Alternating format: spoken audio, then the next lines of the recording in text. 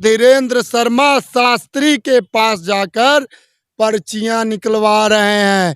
घबराहट हो गई है, डर गई है बीजेपी कि चंद्रशेखर आजाद को टारगेट करना बीजेपी का बड़ा ही मकसद हो सकता है।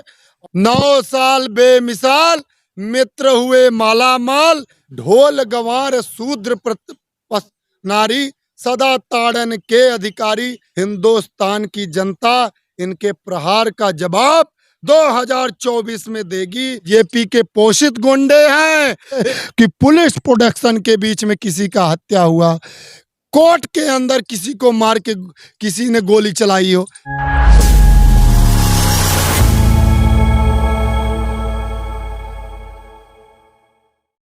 आज अगर कहीं ना कहीं देखा जाए पूरे भारत में बीजेपी की तानाशाही से एससी ओबीसी समुदाय के लोग परेशान हैं। अभी एससी समाज से एक नेता चंद्रशेखर आजाद के ऊपर सहारनपुर में दिन दहाड़े तड़ातड़ गोलियां चलाई गई, इस करके क्योंकि 2024 में एक एससी समुदाय का नेता चंद्रशेखर आजाद सबसे बड़ा इनके गले की हड्डी बनने जा रहा था। उसको किसी न किसी प्रकार से ये बीजेपी की सरकार खत्म करना चाहती थी। कई प्रकरण उत्तर प्रदेश में देखने को मिला है। इससे साफ होता है कि चंद्रशेखर आजाद को टारगेट करना बीजेपी का बड़ा ही मकसद हो सकता है। और आपको बता दे कि इनका मेन मुद्दा था कि चंद्रशेखर आजाद को अगर मार दिया जाएगा तो एससी के जो नेता हैं वो दब जाएंगे। लेकिन कुदरत ने अब इशारा कर दिया है कि अब इनकी सोची हुई कोई काम पूरा नहीं हो पा रहा है। बीजेपी वाले, बीजेपी के नेता जो हैं ये केवल भ्रष्टाचार में लिप्त हो गए हैं। अभी तो एक सोशल मीडिया पे भी देखने को मिल रहा है वॉशिंग पाउडर निरमा। ठीक है, तो आज बीजेपी में ये आह्वान किया जा रहा है कि कोई भी हो सबका वेलकम है, सबका वेलकम है, क्योंकि बीजेपी में सब भ्रष्ट बैठे हुए हैं और इनको देश को सिर्फ लूटना है। जिस प्रकार हमारे देश में अंग्रेजों ने 200 साल शासन किया और हमारे देश की कीमती चीजों को विदेशों में उठा ले गए, आज माननीय प्रधानमंत्री मोदी जी के नेतृत्व से 2014 से लेकर 2023 चल रहा है। हमारे देश की सभी चीजें प्राइवेट हाथों में कर दिया गया। हमारे देश के युवाओं को 2014 से लेकर अगर 2023 तक देखा जाए तो कोई भी भर्ती इन्होंने निकाला नहीं। अगर विद्यालय देख लिया जाए, यूनिवर्सिटियां जो थी, मेडिकल कॉलेज जो थे, आज इनकी केवल पेपरों में और मीडिया में बने जरूर हैं, लेकिन अगर जमीनी स्तर पर देख लिया जाए तो एक भी मेडिकल का। दलितों की बात कर रहे हैं आप, आदिवासियों की बात कर रहे हैं, राष्ट्रपति द्रौपदी मुर्मू भी तो उसी पार्टी में हैं। राष्ट्रपति द्रौपदी मुर्मू जी देश की प्रथम नागरिक है।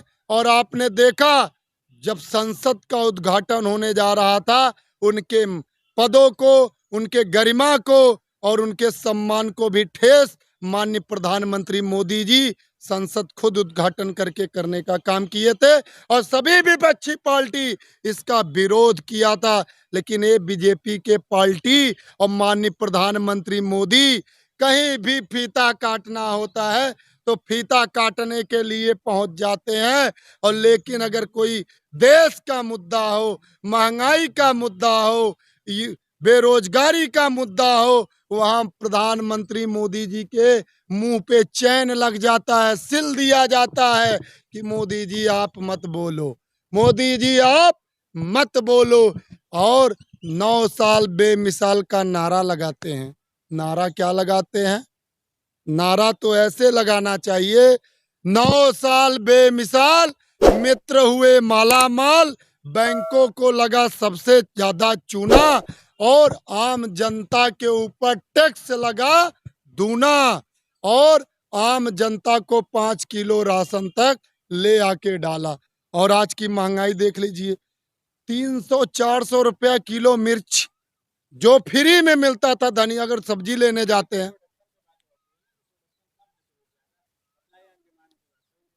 आज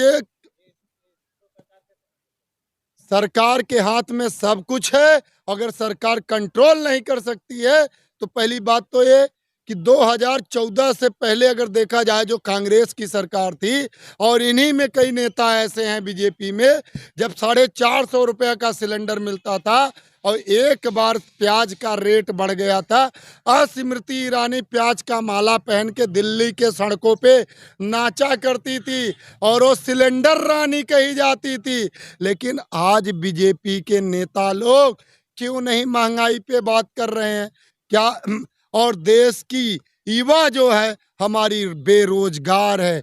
हमारे जो कंपनियां इंडस्ट्रियां चल रही थी, कई इंडस्ट्रियां कंपनियां इस बीजेपी सरकार की तानाशाह में बंद करके घरों पे बैठ गए। इतना ज़्यादा टैक्स हो गया है कि वो कंपनियां अपनी चला नहीं पाए, जिससे कि बहुत सारे लोग बेरोजगार हो गए हैं।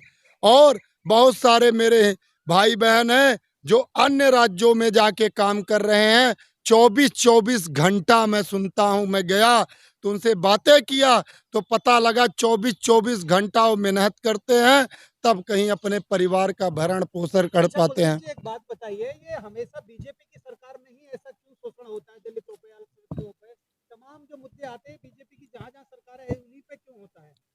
अभी पीछे एक स्वामी प्रसाद मौर्य जी ने एक प्रकरण उठाया था, उस पे आप सब शायद भूल गए। ढोल गंवार शूद्र नारी सदा ताड़न के अधिकारी। और इनका विचारधारा बीजेपी का यही है, ये मनुवादी सोच विचारा इनके अंदर है और ये हमेशा एससी ओबीसी के ऊपर प्रहार करते हैं और करते रहेंगे। और हिंदुस्तान की जनता इनके प्रहार का जवाब 2024 में देगी। और प्रधानमंत्री मोदी जी को ये पता चल गया है और इसका प्रकरण इससे पता लगता है कि वो परिवारवाद के नारे भी तो लगाते हैं।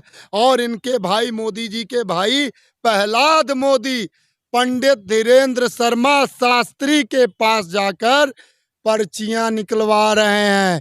घबराहट हो गई है, डर गई है बीजेपी कि 2024 में माननीय मोदी जी क्या फिर 2024 में प्रधानमंत्री बनेंगे? ये बीजेपी के लोग डर गए हैं और ये आए दिन कोई ना कोई प्रकरण, कोई ना कोई मुद्दा ये उठा के रखेंगे ताकि विपक्ष पार्टी इनसे कोई प्रश्न ना कर पाए। आप कभी भी देखिए नेशनल मीडिया पे कोई भी प्रवक्ता होगा, बोलेंगे शौचालय बनवाया। अरे शौचालय में भी आपने घपला किया, उसको भी आपने नहीं छोड़ा। जो आम जनता के लिए मोदी जी ने बोला था उसको भी इन्होंने, उसमें भी घपला करने से बीजेपी के नेता कभी पीछे नहीं हटे। जो आम जनता तक इनका विकास था वो आम जनता तक पहुंचाए नहीं, ये पहुंचाए उद्योगपतियों के लिए, ये पहुंचाए गुंडों के लिए। आज नारा लगाते हैं ना कि विपक्ष पार्टियों के गुंडे थे। मैं उत्तर प्रदेश के योगी आदित्यनाथ महाराज जी से पूछना चाहता हूं, मेरा प्रश्न है कि जब सारे गुंडे उत्तर प्रदेश के भाग खड़े हुए, आप मीडिया के पत्रकार भाई, मुझे कोई भी पत्रकार ये बता दे किसी राज्य में 29 राज्य हैं, 28 उत्तर प्रदेश छोड़कर 28 राज्यों के बता दे कि पुलिस प्रोडक्शन के बीच में किसी का हत्या हुआ, कोर्ट के अंदर किसी को मार के किसी ने गोली चलाई हो, हुआ कहीं? ये खुद बीजेपी के पोषित गुंडे हैं। ये हिंदुस्तान की जनता को समझना चाहिए। कुछ अंधभक्त हैं जो बाबा जी नारा लगाते रहते हैं। बाबा जी के ऊपर बहुत सारे मुकदमे थे, उन्होंने अपने सारे मुकदमे हटा लिए। अब क्या है, अपने आप को साफ दिखाते हैं। तो मैं ये नहीं, बाबा जी का विरोधी नहीं हूँ, बाबा जी का मैं विरोध नहीं कर रहा हूँ। बाबा जी की एक बात मुझे बड़ी अच्छी लगती है, वो क्या बोलते हैं, मैं राम के आदर्शों का पालन करता हूँ। तो मैं महाराज जी से पूछना चाहता हूँ, अगर आपकी कथनी और करनी में अंतर है, गांव में एक कहावत है, मुंह में राम और बगल में छुरी, मुंह में राम बगल में छुरी। तो महाराज जी जरा आप ये बताइए कि आप राम के आदर्शों का किस प्रकार पालन करते हैं।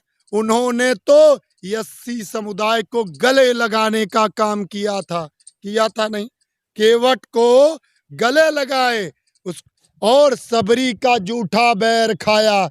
और आज आप महाराज जी, आज आपकी सरकार में क्या हो रहा है।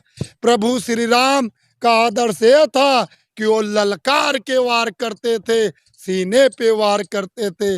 आप तो पीठ पीछे अपने पोषित गुंडों से गोलियां चलवा रहे हैं महाराज जी आप। यही राम राज्य है, यही राम का आदर्श है। ये हमें नहीं, मैं भी हिंदू हूँ, हम भी हिंदू हैं, हम भी जय श्री राम के आदर्शों को पालन करते हैं, लेकिन विचारधारा का हमेशा यहाँ पे विरोध हुआ है। अगर जो चीज मैं आज कह रहा हूँ, मैं जो चीज कह रहा हूँ और उस पे अगर खरा नहीं उतरूंगा तो मुझे भी ये जनता टोल करती। भाजपा वादा कर रही है कि इस बार कांग्रेस मुक्त सरकार बनाएंगे 24 में। इस बार भाजपा मुक्त, गिनती गिना देते हैं आपको। साउथ में इनका कहीं पत्ता नहीं खुलने वाला है, साउथ में इनका कोई पर्चा खुलने वाला नहीं है। पंडित धीरेन्द्र शर्मा शास्त्री भी सुन ले, सुनिए, महाराष्ट्र में ये तोड़ फोड़ की जो राजनीति कर रहे हैं, कर लिए ना। 2024 में आपको इसका भी झलक देखने को मिलेगा। आ जाइए राजस्थान, राजस्थान में भी नहीं बीजेपी का कमल खिलेगा, मध्य प्रदेश में भी नहीं खिलेगा, हरियाणा में नहीं खिलेगा, बिहार में नहीं खिलेगा, बंगाल में नहीं खिलेगा, पंजाब में नहीं खिलेगा। मणिपुर तो ऐसे जल रहा है, मणिपुर में चले जाएं मोदी जी तो मोदी जी को भूत बना के वहां से भगा देंगे मणिपुर वाले। अरे मोदी जी देवता हैं इस युग के। ये कौन बोल रहा है, ये बोल कौन रहा है। तो जब वो खुद देवता है तो प्रहलाद मोदी पंडित धीरेन्द्र शर्मा शास्त्री के पास क्या करने गए थे। अब आप बताइए। जय हिंद, जय भारत।